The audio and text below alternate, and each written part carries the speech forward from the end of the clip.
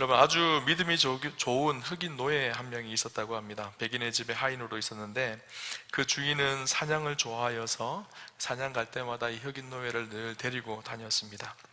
그런데 하루는 사냥을 가면서 주인이 흑인에게 물었습니다. 너는 예수를 믿는다고 하면서도 늘 시험을 당한다고 그렇게 말하는데 나는 예수를 믿지 않아도 아무 시험이 없는데 예수 믿는 것이 맞느냐, 그렇게 물었던 것이죠. 그래서 흑인이 대답합니다. 주인님, 노하지 말고 대답해 주시기를 바랍니다. 지금 저기에는 꿩 2마리가 있는데 활을 쏘아서 한 마리는 명중하여서 한 마리의 꿩은 그 자리에서 죽고 한 마리 꿩은 활이 스쳐 지나가서 막 도망을 가고 있다라고 보십시오. 그러면 주인님은 어느 놈을 잡으려고 따라가시겠습니까? 여러분 같으면 어디를 따라갈까요? 이미 죽은 것은, 이미 잡은 것은 뭐 괜찮잖아요. 그러니까 도망가고 있는 그 꿩을 잡으려고 따라가려고 하겠죠. 주인이 대답합니다. 그것은 물론 산 놈을 따라가 잡을 것이 아니냐라고 그렇게 말했습니다. 그때 이 흑인이 이렇게 얘기합니다. 맞습니다. 주인님은 이미 영혼이 죽었기 때문에 마귀가 잡으려고 그렇게 쫓아가지 않습니다. 시험하지 않습니다. 그런데 저는 날마다 어떻게든 하나님의 말씀대로 뜻대로 살려고 그렇게 노력하려고 하다 보니까 마귀가 저를 넘어뜨리려고 계속적으로 찾아오고 시험을 하고 있는 것이죠 라고 그렇게 대답을 했다고 합니다. 여러분, 우리 인생 속에 끊임없이 우리가 믿음으로 살아갈 때 찾아오는 것이요, 시험입니다. 우리를 향한 유혹이죠. 때때로 고난이 찾아옵니다. 그래서 우리가 그 고난에, 그 시험에 걸려 넘어져서 사단 마귀의 밥이 되게 하는 것이 세상의 전형적인 모습이죠. 여러분, 초대교회에 2세기경에 기독교에 대한 기록이 담겨진 문서가 하나 있습니다. 디오그네투스에게 보낸 편지라는 그 편지에 보면, 그 내용에 보면 어떤 내용이 나오는가 하면 당시 믿지 않는 사람들이 그리스도인들을 봤을 때 그리스도인들이 어떤 사람이었는지를 기록하는 문서예요. 그래서 이런 내용이 기록되어져 있습니다. 당시 그리스도인의 삶이 이랬다라는 거예요. 그리스도인들은 자기 나라에 살지만 거류자들처럼 그렇게 살아갑니다. 남들과 똑같이 시민으로서의 의무를 분담하면서도 거류자들이 겪는 고난을 고스란히 당하며 그것을 참아내며 살고 있습니다. 그들은 육체를 입고 살지만 육체를 따라 살지는 않습니다. 지상에서 세월을 보내지만 하늘의 시민으로 살아갑니다. 그리스도인은 규정된 법을 준수하는 동시에 법을 능가하는 생활을 합니다. 모든 사람을 사랑하고 타인을 위해 희생하지만 동시에 박해를 받고 비난을 받으며 살아갑니다. 그들은 핍박을 당하고 심지어는 죽임을 당하기도 하지만 그럼에도 불구하고 신실하게 이 땅을 살아갑니다. 그들은 가난하지만 많은 사람들을 부욕해 합니다. 모든 것이 부족하지만 매사에 넉넉히 이깁니다. 욕을 먹어도 복을 빌어줍니다. 모욕을 당해도 정중한 태도로 갚습니다. 의를 행하면서도 해악자로 처벌을 받습니다. 처벌을 받을 때에도 기쁨을 잃지 않습니다. 하지만 그리스도인들을 미워하는 사람들은 그렇게 미워하는 이유를 대지 못합니다. 그리스도인의 삶이 그랬다라는 거예요. 이 땅에 나그네 같은 삶을 살지만 이 땅에서 핍박이 있고 유혹이 있고 어려움이 있지만 그럼에도 불구하고 세상과 다른 구분되어진 삶을 살았다라는 거예요. 끊임없는 세상의 도전과 어려움과 유혹이 있지만 그 도전과 유혹에 쉽게 넘어지지 않고 믿음을 지키며 세상 속에 살아냈다라는 거예요. 여러분, 우리가 진짜 그리스도인으로 이 땅을 살아가면요, 세상의 핍박과 유혹과 우리를 향한 끝없는 믿음의 도전들이 있는 것이요, 이상한 일이 아니라 정상적인 일인 것이죠. 베드로전서 4장 12절에 보면 우리에게 이렇게 얘기를 합니다. 사랑하는 자들아, 너희를 연단하려고 오는 불시험을 이상한 일 당하는 것 같이 이상히 여기지 말아라. 우리를 연단하게 하는 불시험, 시험이 오는 것이 이상한 일이 아니라는 거예요. 지극히 자연스러운 일이라는 거예요. 우리가 진짜 예수 믿고 살아가면, 우리 영혼이 진짜 살아있는 그리스도인으로 살아간다면요, 이 땅에 유혹이 찾아오고 우리를 넘어뜨리려고 하는 수많은 일들이 우리 삶 속에 일어난다라는 것을 이야기해 주고 있죠.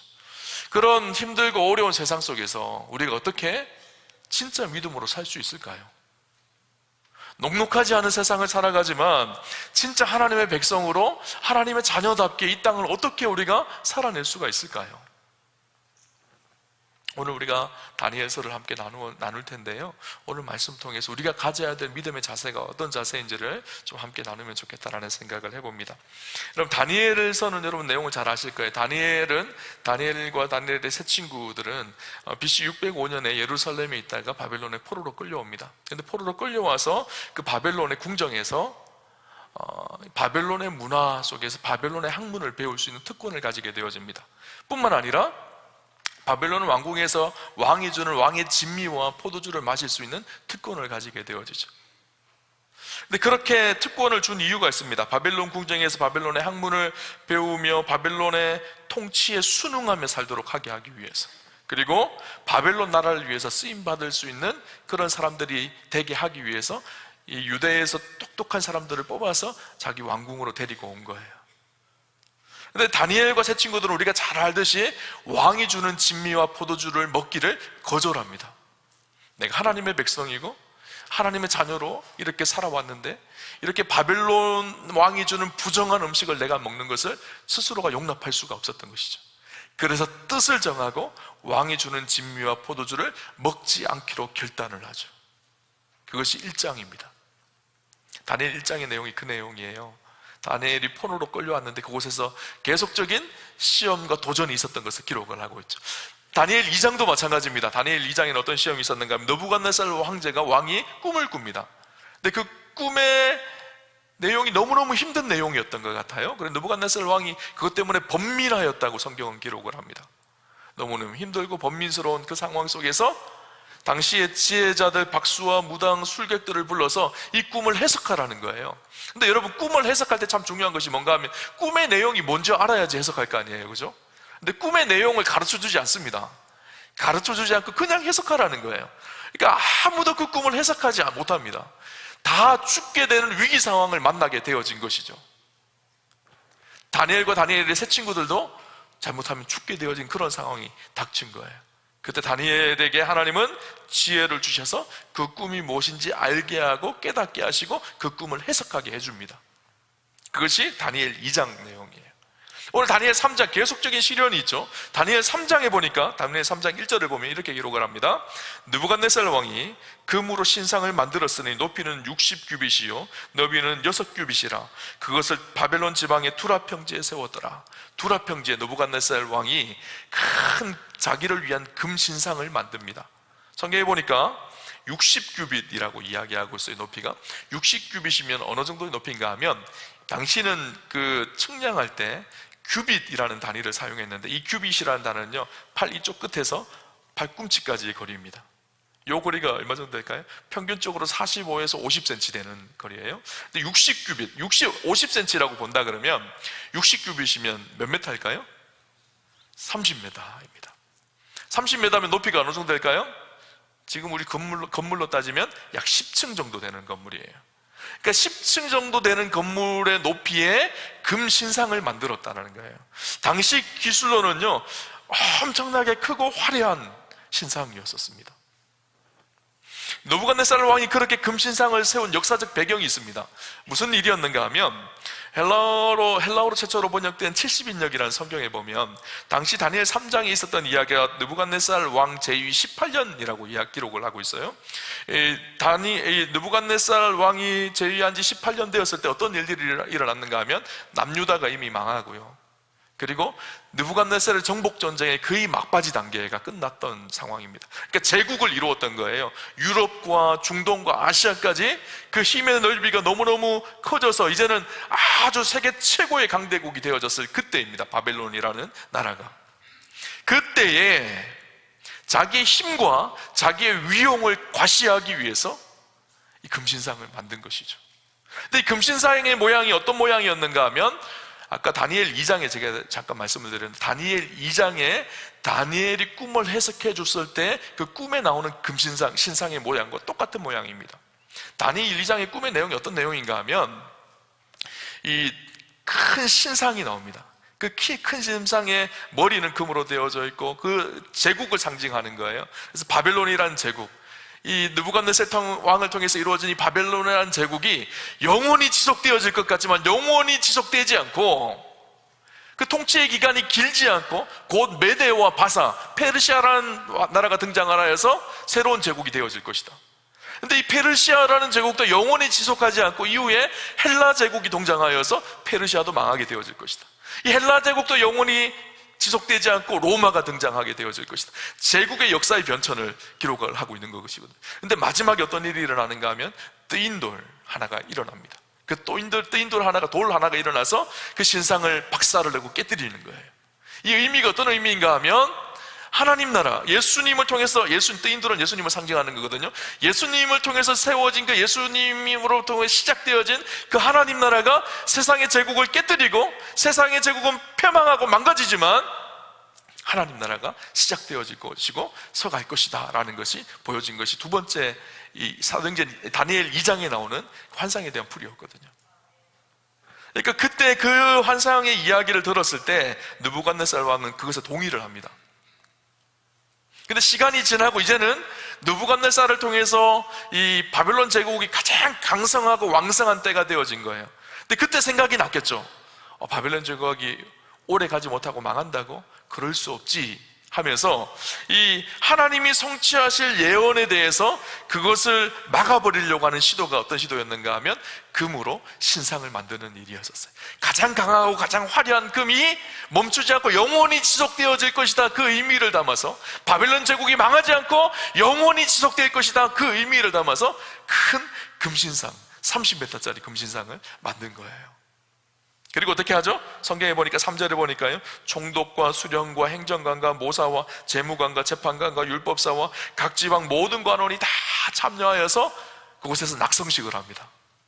함께 피리를 불고 온갖 악기들을 다 동원해서 느부갓네살 황제를 찬양하고 높이고 느부갓네살 황제가 등장을 했겠죠.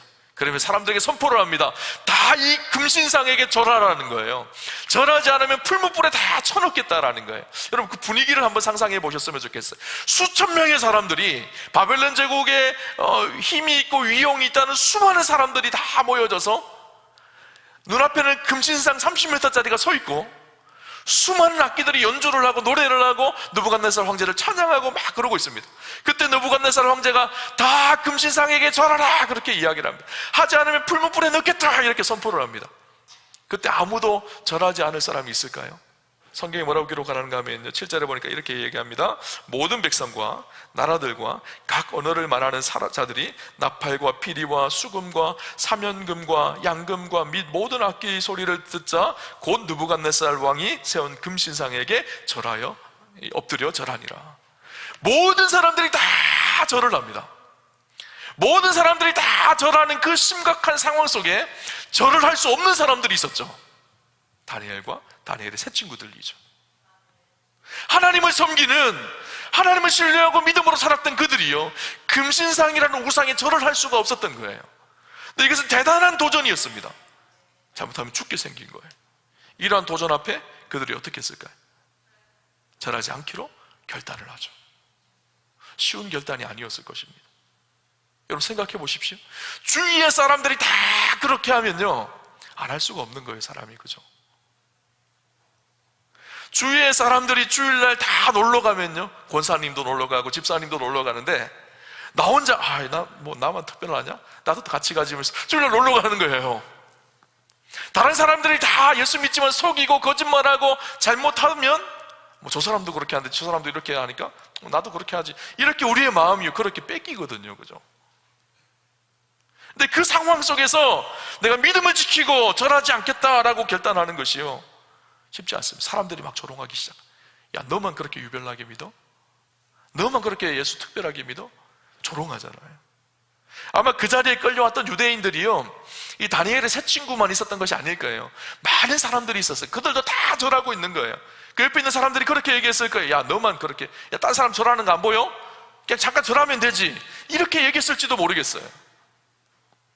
그런데 그들은 믿음을 지킵니다. 참 쉽지 않은 일이라는 생각을 해봤어요. 제가 설교를 준비하면서요, 지난 한 주 좀 굉장히 분주하고 바빴어요. 우리가 저녁마다 집회가 있었고 또 새벽에 제가 공부하는 게 있어서 공부를 하고 또 과제도 있고 막 이래서 굉장히 바쁘고 분주했거든요. 오늘 본문을 정하고 나서 이제 설교를 준비해야 될 시간이 넉넉하지가 않은 거예요. 그래서 길을 가면서도 이 말씀을 생각하면서 길을 가고 어디 갈 때도 이렇게 생각을 하고 있었거든요. 또 장례가 나서 장례 일정 때문에 제가 서울을 올라갔다 내려오면서 머릿속에는 본문을 이렇게 좀 생각을 하고 있는데 교회차를 타고 갔다 오는데 내려오면서 우리 김동철 목사님이 극동방송을 틀어줬어요. 극동방송을 듣고 있는데 찬양이 나오더라고요. 찬양이 나오는데 그 찬양이 참 인상적이었어요. 찬송가가 흘러나왔는데 찬송가 349장이었었어요. 아마 그 자리에 같이 계신 고사님들도 계셨는데 잘 못 들으셨을지 모르겠어요. 전 제일 앞에서 제가 그 찬양을 듣고 있었거든요. 잘 아시는 찬양일 거예요. 나는 예수 따라가는 십자가 군사라 주 이름 증언하기를 왜 주저하리요? 그리고 다른 군사 피 흘리며 나가서 싸울 때 나 혼자 편히 앉아서 바라만 보리요. 그리고 후렴 가사가 나옵니다. 후렴 가사가 무엇인가 하면 다른 사람 어쩌든지 나 주님의 용사되리 나는 주의 군사되어 충성을 맹세하여 내가 승리하기까지 주내로 싸우리 주님의 용사된 내게 주의 일 맡기소서. 그 후렴 가사의 첫 번째가 뭐라고 하는가 하면요, 다른 사람 어쩌든지. 그 가사가 제 마음에 확 박혔어요. 다른 사람 어쩌든지. 다른 사람은 세상의 유혹과 즐거움과 쾌락의 기쁨으로 따라갈지라도 다른 사람은 어찌하든지 나는 하나님의 백성이고 하나님의 군인이기 때문에 마땅히 내 본분을 지키고 믿음으로 살겠다는 고백이 담겨져 있는 것이죠. 여러분, 우리 그리스도인의 삶에 참 중요한 고백이 저는 이 고백이라고 생각해요. 다른 사람 어쩌든지. 자꾸 다른 사람과 비교하지 말고 내가 하나님의 사람으로 다른 사람 어쩌든지 나는 주의 군사이기에 하나님이 부르신 하나님의 사람이기에 마땅히 그 길을 걸어가겠습니다. 이것이 그리스도인의 삶의 고백이거든요. 우리는 자꾸 비교하거든요. 좀 나보다 잘하는 사람과 비교하면 괜찮은데 나보다 좀 이렇게 못하는 사람들과 비교를 해요. 저 사람도 뭐 대충대충 그리스도인인데 속이고 대충대충 부정직하게 그렇게 사네? 나도 이렇게 살아도 되겠네. 이렇게 자꾸 비교하거든요. 여러분 비교의 대상을요, 믿음이 없는 사람과 비교하지 마시고요, 여러분의 비교의 대상을요, 성경에 나오는 인물과 하셨으면 좋겠어요. 다니엘과 날마다 비교하십시오. 다니엘의 새 친구들과 비교하십시오. 바울과 비교하시고요, 모세와 비교하세요. 그러면요, 그분들 발 뒤꿈치라도 닮아갈 수가 있는 거예요. 그죠?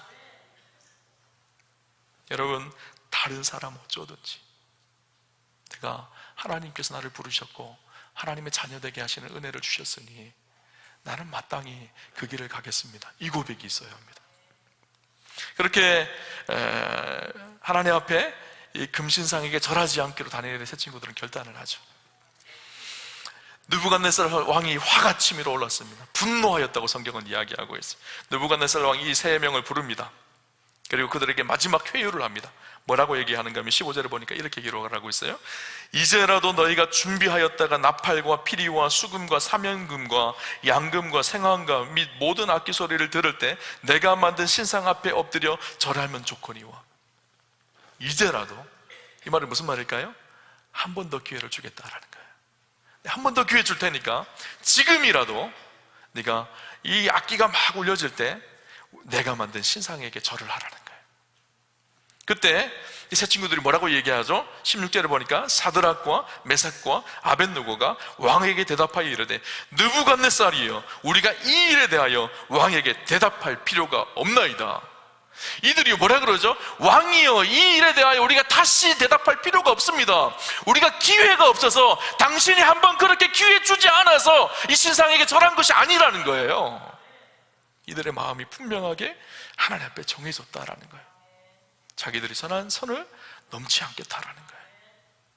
여러분, 믿음 생활할 때 우리가 기억할 것이 있어야 돼요. 내가 이 거룩이라는 선을 정하셔야 돼요. 내가 무슨 일이 있어도 이 선을 넘지 않겠다라는 결단이 필요합니다. 많은 사람들이 이 선이 없어요. 그래서 물에 물 탄 듯 술에 술 탄 듯 그렇게 신앙생활을 합니다. 세상에 쫓겨서 세상에 살아갈 때는 세상 사람들처럼 똑같이 살아가고 교회에 오면 조금 거룩한 모습으로 사는 것 같고. 우리가 이 선을 정해야 됩니다.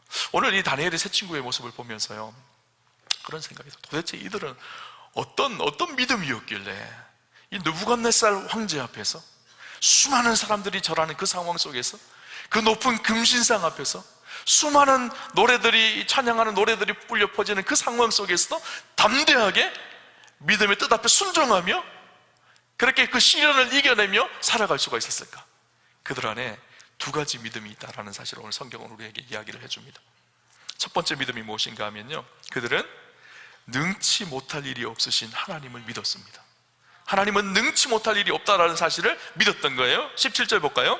이렇게 기록합니다. 왕이여, 우리가 섬기는 하나님이 계시다면 우리를 맹렬히 타는 풀무불 가운데에서 능히 건져내시겠고 왕의 손에서도 건져내시리이다. 뭐라고 얘기하고 있죠? 하나님이 계시면 하나님께서 우리를 저 풀무불에서 능히 건져내실 하나님이십니다. 이것을 믿었다라는 거예요. 이 고백은요, 17절의 고백은 사실 15절에 느부갓네살 왕이 해준 이야기의 대답이었었어요. 15절에 보면 15절 하반부에 느부갓네살 왕이 이렇게 묻습니다. 너희를 맹렬히 타는 풀무불 가운데서 던져 넣을 것이니 능히 너희를 내 손에서 건져낼 신이 누구이겠느냐? 너희를 저 풀무불에서 건져낼 신이 있느냐? 이렇게 물었어요. 그때 이 세 친구, 다니엘의 세 친구들이 뭐라 그러죠? 하나님이십니다. 하나님은 능히 저 풀무불에서 우리를 건져내시는 하나님이십니다. 이렇게 고백하고 있는 것이죠. 하나님은 능치 못할 일이 없으십니다. 우리를 능히 구원하실 수 있는 하나님이십니다. 이 믿음이 있으니까요, 담대함이 있는 거예요. 여러분, 우리가 믿음으로 산다라는 것은요, 무한한 능력을 가지고 계시는 하나님, 능치 못할 하나님, 능치 못할 일이 없으신 하나님, 그 하나님이 우리의 아버지가 되신다는 것을 믿는 것이 믿음이에요. 그 하나님을 믿기에 때때로는 내 안에 어려운 상황이 있고 핍박이 있고 고난이 있더라도 좌절하지 않습니다. 왜냐하면 능히 그곳에서 우리를 구원하실 하나님이라는 사실을 믿기 때문이죠. 오늘 다니엘의 세 친구들 이 믿음이 있었어요. 하나님께 나를 건져내실 것이다. 하나님 우리를 풀무불에서 건져내셔서 우리를 구원하실 것이다. 중요한 또 한 가지의 믿음이 있습니다. 이거 17절의 믿음이라면요, 이 17절의 믿음에서 한 발자국 더 나아가는 또 다른 믿음이 있는데 그것이 무엇인가 하면 18절에 두 번째 그들의 믿음의 고백이 있는데 그렇게 하지 아니하실지라도의 믿음이에요. 저는 이 믿음의 균형이 있어야 된다라고 생각을 해요. 하나는 능치 못할 일이 없으신 하나님, 그리고 그리 아니하실지라도의 하나님. 18절에 그렇게 하지 아니하실지라도, 왕이요 우리가 왕의 신들을 섬기지도 아니하고 왕의 세우신 금신상에게 절하지도 아니할 줄을 아옵소서. 하나님, 느부갓네살 왕이요, 왕이 우리를 풀무불에 던졌는데 하나님께서 우리를 건져내시지 않는다고 하더라도 우리는 왕의 말에 순종할 수가 없습니다. 그리 아니하실지라도. 이 그리 아니하실지라도 라는 믿음은요, 결과에 의존하지 않는 믿음입니다. 하나님을 향한 분명한 충성을 다하겠다라는 믿음이에요. 그 고백은 나의 결과가 어떠하냐가 아니라 하나님은 여전히 나의 하나님이시고 하나님이 살아계시기에, 하나님이 주권자이시기에 그분이 선택하고 그분이 결정한 일에 내가 마땅히 순종하며 따르겠다는 믿음이 그리 아니하실지라도의 믿음인 거예요. 많은 사람들이 예수를 믿는 이유 중에 한 가지가 무엇인가 하면요, 결과를 바라보고 믿음을 가집니다. 내가 이렇게 하면, 내가 이렇게 정성을 다 보이면, 내가 이렇게 열심히 봉사하면 하나님께서 나에게 돈도 많이 벌게 해주실 것이고 우리 자녀들도 잘 되게 해주실 것이고, 이런 결과에 우리의 믿음의 포커스가 맞춰질 때가 얼마나 많은지 몰라요. 근데 이렇게 결과에 믿음의 포커스가 맞춰져 있는 것은요, 기독교뿐만 아니라 다른 종교들도 다 마찬가지입니다. 옛날에 우리의 할아버지, 할머니들은요, 새벽만 되면 정한수를 떠놓고 막 새벽에 기도를 했어요. 그죠? 정성을 다 하면 어떻게 생각을 했죠? 정성을 다 하면 자기가 믿고 있는 그 신이 마음을 바꾸어서 자기에게 축복을 주신다고 생각을 한 거예요. 그래서 정성을 다 했어요. 그런데 우리 안에요, 이런 샤머니즘적인 믿음이요, 우리 그리스도인 안에도 있습니다. 내가 무엇인가 정성을 열심히 다하면 하나님께서 뜻을 확 돌이키셔서 내 인생에 축복하시고 병도 낫고 우리 자녀들도 잘 되고, 물론 우리 하나님은 그렇게 하실 수 있는 충분한 능력이 있으신 하나님이시죠. 그런데 우리 하나님은요, 내가 어떠냐에 따라서 움직이시고 바뀌시는 하나님이 아니세요. 하나님 천지를 창조하시고 역사를 운행하시는 주권자세요. 온 세상의 통치자세요. 그분의 선하신 뜻을 가지고 여전히 역사 속에 우리 인생 가운데 일하시고 역사하시는 하나님이세요. 하나님이 주권자라면, 우리를 사랑하시는 분이라면, 우리를 사랑하셔서 그 아들 독생자 예수 그리스도를 우리에게 보내셔서 우리를 하나님의 자녀되게 하신 그분이시라면, 그분의 뜻대로 우리 인생을 이끌어갈 때 우리는 알 수 없지만 그분의 가장 좋으신 뜻과 선명하신 계획이 우리 인생 속에 담겨져 있다는 사실을 여러분 믿으셔야 합니다. 하나님 우리를 사랑하세요. 하나님 우리를 위해서 십자가에 죽기까지 사랑하셨어요. 그래서 우리가 어떤 믿음의 고백을 하죠? 하나님 우리의 주인이십니다 라는 고백하시잖아요. 하나님 우리의 주인이시고 우리는 그분의 뜻 앞에 순종하며 살겠습니다. 이것이 믿음의 사람들의 고백이거든요. 여러분, 결과가 좋아야 순종도 좋고 충성도 한다는 것이 아니라 결과가 어떠하든지 하나님은 하나님이시기에 그 하나님 앞에 뜻에 순종하며 하나님의 뜻에 따르겠습니다. 이것이요, 그리 아니하실지라도의 믿음인 것이죠. 우리가 이렇게 믿음의 순종의 결과가 너무너무 초보적인 신앙의 수준이 너무너무 낮고 변화와 성숙이 일어나지 않는 이유 중에 한 가지가 바로 이것 때문이에요. 우리의 신앙이 너무너무 이기적이거든요. 자기중심적이거든요. 하나님마저도 내 마음대로 끌어당겨서 나의 욕망을 추구하는 도구로 사용하려고 하거든요.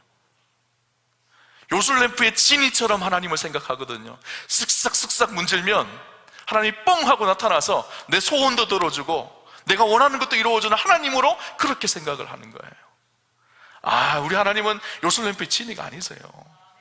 그분은 주권자세요. 온 세상을 통치하시는 만왕의 왕이세요. 이런 자기중심적인 신앙 안에 갇혀 있으면요, 10년은 지나도 20년이 지나도 30년이 지나도 신앙의 성숙과 변화가 없습니다.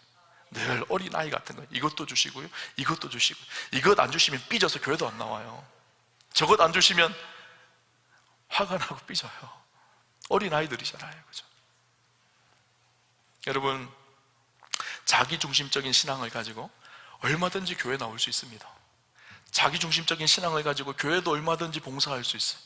그런데 그 속에는요, 그렇게 열심히 하니까 하나님께서 내 인생을 축복해 주셔야 됩니다.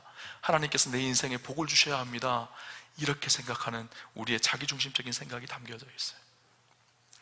그렇게 하지 아니하실지라도, 하나님께서 혹시 나를 건지지 아니하실지라도, 풀무불에서 죽게 내버려 두시더라도 하나님께서 만왕의 왕이시고 우리의 인생의 참 주인이시기에 건지지 않으시더라도 그 속에 하나님은 하나님의 뜻을 두고 하나님의 계획을 이루어 가시고 우리의 인생 가운데 역사하신 하나님의 선하신 손길이 여전히 우리를 붙들고 있다는 사실을 믿는 것, 이것이 진짜 믿음이거든요.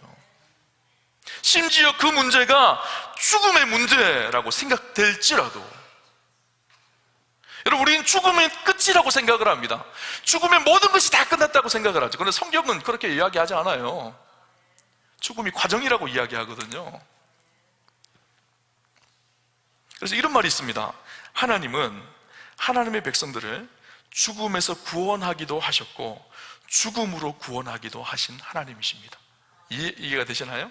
하나님은 죽음에서 우리를 건져내시는 하나님이시기도 하시지만 동시에 죽음의 과정을 통해서 진짜 구원, 영생과 부활의 진짜 구원을 얻게 하시는 하나님이기도 하시다라는 거예요.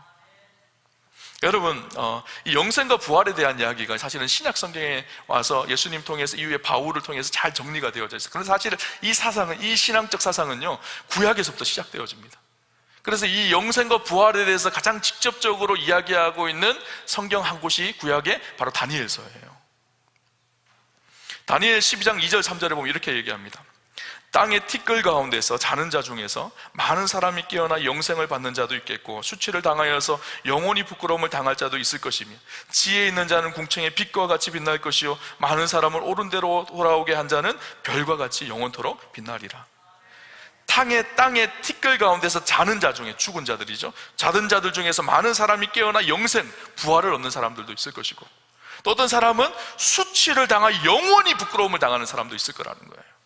죽음 이후에 어떤 사람은 부활과 영생을 얻는 사람이 있을 것이고 어떤 사람은 수치를 당하여서 부끄러움을 당하는 인생도 있을 것이고, 그러면서 지혜 있는 자는 궁창의 빛과 같이 빛날 것이고, 지혜라는 것이 무엇일까요? 하나님을 경외하고 하나님의 뜻대로 순종하는 믿음의 사람들은 궁창의 빛과 같이 빛날 것이고, 많은 사람을 옳은 대로 돌아가게 한 자는 별과 같이 영원토록, 영원사상이 나오죠. 영원토록 그의 인생을 하나님께서 빛나게 하실 것이다. 다니엘의 세 친구들이요, 그리 아니하실지라도 할 수 있었던 이유가 여기에 있었던 거예요. 내가 비록 풀무불에 타 죽을지라도 하나님께서 내 인생을 영원한 영생과 부활과 하나님 나라로 인도하실 것이고, 참된 소망이 그곳에 있기에 그리 아니하실지라도 순종하며 내가 불을 속으로, 내가 왕의 신상에게 절하지 않겠습니다. 그렇게 결단을 한 것이죠. 여러분, 때때로 우리 인생 가운데요, 해석되지 않는 일들이 일어날 때가 있습니다. 이해되지 않는 우리의 상황이 몰려질 때가 있죠. 그런데 여러분, 우리가 다 이해할 수 있을까요? 여러분, 하나님을 다 이해할 수 있을까요? 무한하시고 완전하시고 영원하신 그 하나님 우리가 머리로 다 인식할 수 있을까요? 아니에요. 우리는요, 우리 인간의 한계가 있기 때문에 그 하나님을 우리가 다 알고 다 인식할 수가 없어요. 내가 아무리 신학을 열심히 하고 아무리 성경을 깊이 연구한다 그래도 우리 인간은 인간이고 하나님은 하나님이시거든요. 때때로 이해되지 않는 상황들이 있지만 그럼에도 불구하고 하나님은 하나님이시기에 그리 아니하실지라도 순종하는 것, 이것이 믿음인 것이죠. 여러분, 다니엘의 세 친구는요, 그 믿음이 있었던 거예요. 세상적으로 이해되지 않더라도 하나님이 함께 하시기에 그 하나님 앞에 순종하는 믿음. 제 인생에도요, 이해되지 않는 일들이 일어날 때가 참 많았었어요. 저희 가장 큰 이해되지 않는 일 한 가지가 무엇인가 하면 여러분 많이 아실 거예요. 저희 첫째 아들이 발달장애가 있어요. 이 아이를 발달장애가 있다는 사실을 제가 언제 처음 알았는데 2살 때 알았거든요. 병원에 갔는데 장애라는 거예요. 그 소식을 듣고 제 아내하고요, 매일 새벽마다 펑펑 울었어요.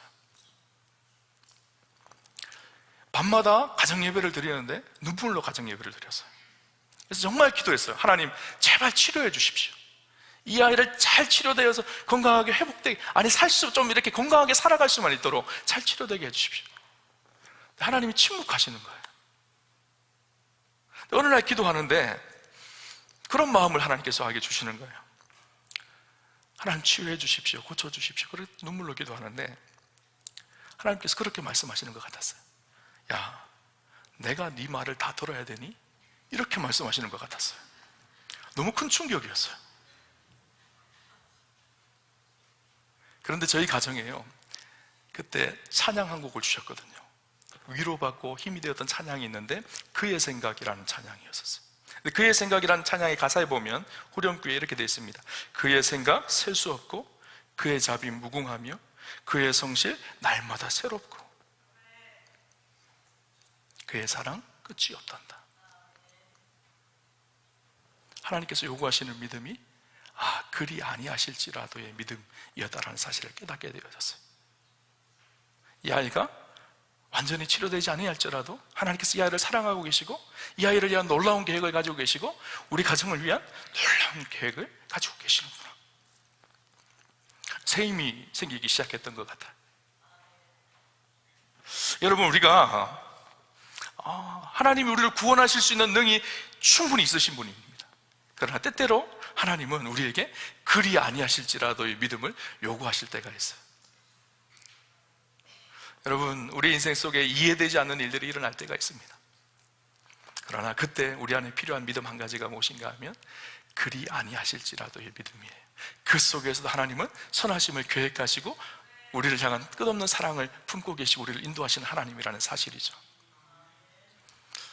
말씀을 묵상하면서 그런 생각을 했어요. 그런 의미로 우리 그리스도인들이 반드시 가야 될 섬이 하나 있다라는 생각이 들었어요. 그 섬이 어딜까요? 제주도일까요? 울릉도일까요? 거제도일까요? 찌라도입니다. 찌라도. 이 찌라도가 어디 있을까요? 서해에 있을까요? 남해에 있을까요? 성경에 있습니다. 그리 아니하실지라도. 이 찌라도는요, 하나님을 신뢰하고 의지하는 사람만 갈 수 있는 섬이에요. 그리고 그 속에서 하나님의 선하신 손길을 누리게 되는 섬이죠. 저는 이번 여름에 여러분 다른 섬 가지 마시고요, 찌라도 한번 다녀오셨으면 좋겠어요. 성경을 읽으면서 우리와 함께 하시고 그분을 의지하며 주님을 신뢰하는 믿음의 걸음을 걸어가는 축복과 은혜가 저와 여러분 가운데 있으시기를 주님 이름으로 축원합니다. 말씀을 정리하겠습니다. 우리 안에 이 두 가지 균형에 있는 믿음이 필요합니다. 하나는 능치 못할 일이 없으신 하나님, 그 하나님과 함께할 때 때때로는 내 상황과 환경이 이해되지 않는 상황으로 흘러갈지라도 그리 아니하실지라도 그 하나님, 그 믿음이 있으셨으면 좋겠어요. 그 믿음이 있을 때 우리가 세상을 이기는 능력이 나타나기 시작합니다. 세상을 이기는 사람들에게 하나님께서는 어떤 축복을 주시는가 하면요, 요한계시록 3장 21절에 이렇게 기록을 합니다. 이기는 그에게는 내가 내 보좌에 함께 앉게 하여 주기를, 내가 이기고 아버지 보좌에 함께 앉는 것과 같이 하리라. 예수님이 십자가로 세상을 이겨서 하나님 보좌 우편에 앉으신 것처럼 너희도 그 자리에 앉게 하겠다, 그렇게 말씀하세요. 여러분, 세상은 끊임없이 우리에게 유혹하고 우리를 넘어뜨리고 우리를 핍박합니다. 고난이 찾아옵니다. 그러나 믿음으로 세상을 승리합시다. 하나님의 백성답게 다니엘처럼, 다니엘의 새 친구들처럼 넉넉히 승리하는 사랑하는 우아함의 성도님들 다 되시기를 주님 이름으로 축원합니다.